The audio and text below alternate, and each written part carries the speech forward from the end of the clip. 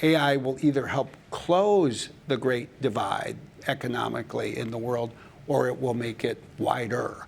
So we need to seize the moment and harness this for all we can. There's a foundation on which AI can be built. It needs to be built, and there are these three layers.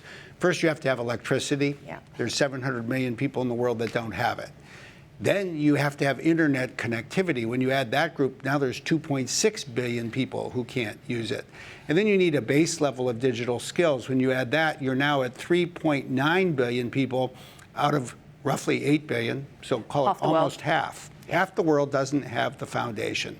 Now, if there's a silver lining in the current situation, we have an unprecedented amount of private capital flowing into data center diplomacy, data center economics. And what's interesting is when a company like Microsoft or any other goes in and, say, builds a data center, well, you have to invest in more generation of electricity.